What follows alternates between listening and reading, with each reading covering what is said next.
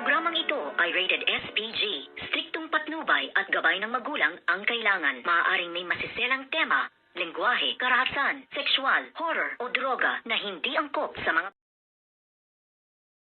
mga kachikas, and welcome sa aking munting channel. Nagulantang nga ang lahat sa lumabas na katotohanan kung sino talaga ang tunay na ina nitong ang si Princess, dahil nga ito ay sa sinabi nitong si Mang Dado. At dito naman ay gumawa nga ng isang magandang istorya itong ang si Divina para nga mapaniwala ang lahat na siya nga talaga ang tunay na ina nitong ang si Princess. Ngunit si Princess nga ay wala siyang maramdaman na lukso ng dugo o kahit man lang kariting na pagmamahal dito nga kay Divina, dahil hindi naman talaga niya ito tunay na ina, kung kaya't dito ay todo acting nga para maniwala ang lahat na ito nga si Divina ay concerned dito nga kay Princess, kung kaya't nasabi nga niya dito kay Jenny at kaya Libby na gagawin niya ang lahat para nga lang maisalba ang kanyang anak na si Libby sa mga pamilya nga ng Cristobal, kung kaya't dito nga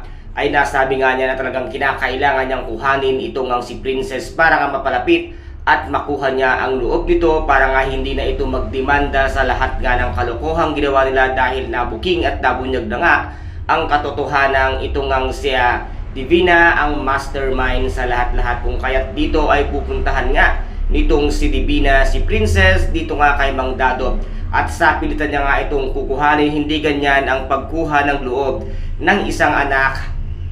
Divina, kung talagang concerned ka, dapat sana ay dinaan mo sa magandang usapan at sa pakikiusap at pakikitungo kay Princess, hindi yung bigla-bigla na para ka na lamang nagpaalaga ng isang aso na babawiin mo na lang agad-agad. At dito naman ay nasabi nga ni Mang Dado na hindi nga siya papayag na mapunta itong ang si Princess kay Divina, dahil alam niya na magiging kalbaryo lamang ang buhay ni Princess sa pangangalaga nga ng malaking bungangang si Divina, kung kaya't dito ay nasabi ni Divina na si Princess nga ang siya magdesisyon. At dito nga ay napagdesisyonan ni Princess nga na hindi nga sasama sa kanya, dahil sa tingin niya nga dito ay napakawalang kwentang ina. At dito naman ay biglang bumagsak itong si Mang Dado, at dito nga ay inatake ng kanyang sakit. Ano kaya ngayon ang mangyayari kay Mang Dado, at ano rin kaya ngayon ang gagawin ni Princess? Ngayon nga nasa critical na kondisyon si Mang Dado sa kagagawan nga nitong si Divina. Kaya guys, napakarami po natin yung mga dapat abangan sa mga susunod na episode dito nga